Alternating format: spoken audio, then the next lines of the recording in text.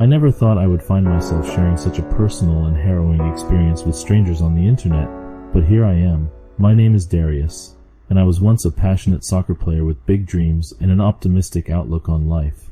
However, a series of events turned my world upside down, leading me down a dark path of revenge and bitterness. To give you some background, I was in my junior year at university, and I had recently come out of a 2-year relationship with my high school girlfriend. Although the relationship ended, I considered it a valuable learning experience. After the breakup, I was single for a year, taking time to focus on my soccer career and personal growth. Growing up, I always considered myself a good kid, never really troubled. Despite a difficult upbringing, I held on to kindness and tried to do the right thing, taking the high road whenever possible. I believed in the inherent goodness of people. But when it came to dating, I had a naive perspective. I knew that infidelity in relationships existed, but I had a very high opinion of myself at the time and thought things like that could only happen to losers and weak guys. Enter Ashley. I met Ashley at a party hosted by the university athletic team. She was a vibrant and ambitious young woman heavily involved in the track and field team. We hit it off, exchanged numbers, and soon began flirting through texts and social media. In my youthful naivety, I believed she was the one, the girl who would be my future wife. There was just one obstacle standing in our way. Ashley was already in a relationship with a popular football player. However, after weeks of getting to know each other and talking on the phone, she made the decision to leave her boyfriend for me. I saw this as a sign of my superiority, foolishly blind to the red flags it raised.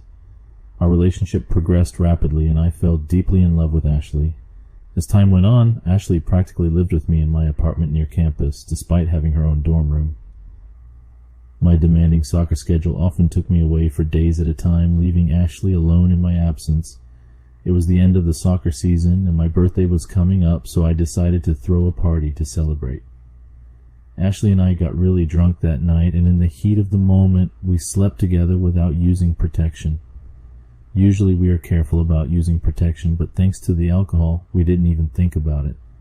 Ashley has a period tracking app on her phone that she uses to record her period and other things like when we have sex and forget to use a rubber. In my drunken state, I thought it was important for Ashley to enter this occasion into her phone immediately, but she was already asleep.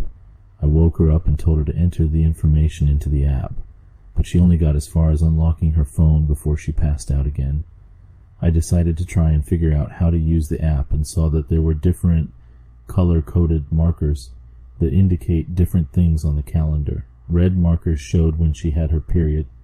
Black markers showed when she had unprotected sex. While attempting to enter the information into her period tracking app, that's when I discovered something that shattered my world. Her app showed an abundance of black markers, signifying instances of unprotected sex. There were a lot more markers than there should have been, and I mean a lot. From what I can remember, there would usually be only 1 or 2 occurrences a month where we would have to enter information. But I was looking at a calendar that showed at least a dozen entries for the last month. At least half of them were for times when I was out of town for soccer. Curiosity got the better of me, and I went as far back as the start of our relationship within the app. I figured out you could select the markers to open them up for more information. She had taken note of the names of the guys she'd been sleeping with, and I could clearly see that Ashley had engaged in unprotected sex with at least 4 different men, including her football player ex, and 2 of the guys from my soccer team. This went back to before Ashley and I started dating. There were even some days that had 2 black markers recorded with 2 different guys. I couldn't believe what I was seeing. She had fully documented every time she let a guy raw dog her. It was a betrayal that cut deep, leaving me questioning my own judgment and feeling foolish. Overwhelmed by a profound sense of defeat, I felt an indescribable mix of emotions familiar to anyone who has been cheated on. Not to brag, but I'm a fit, great-looking guy, and at the time, I was the star player on the soccer team. The university even took a photo of me kicking a goal from one of the games and stuck it up on posters around campus to promote upcoming matches.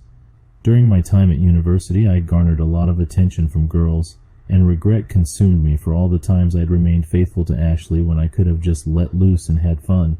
Instead, I was the idiot, honoring the boundaries of our relationship all the while she was secretly sleeping with a bunch of guys.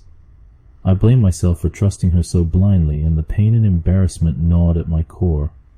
I sobered up quickly as I felt my heart torn to shreds. Ashley was sleeping peacefully next to me in bed, and I couldn't stand to look at her, so I left and went on a long walk to try and process what I'd just seen. About an hour later, I called my housemate and asked him to kick Ashley out of my apartment. I was so furious. I wanted to get back at her somehow, so when I got back home, my housemate and I started coming up with ideas for revenge. She was blowing up my phone with calls and texts, but I kept ignoring her desperate attempts to contact me. I'd come up with my plan for revenge. Admittedly, it wasn't an overly sophisticated plan. It was simple. I decided to seduce Ashley's teammates and friends and hurt her the same way she hurt me. I started off by contacting one of Ashley's teammates through Facebook. This girl was already in a relationship, but I didn't care anymore. Even with a boyfriend, this girl was eager for the attention, and by the end of the week, I had her in my bed doing the deed. I was so surprised by how easy it was to get her to cheat on her boyfriend. I kind of felt bad for the guy, but at the same time it fed my ego.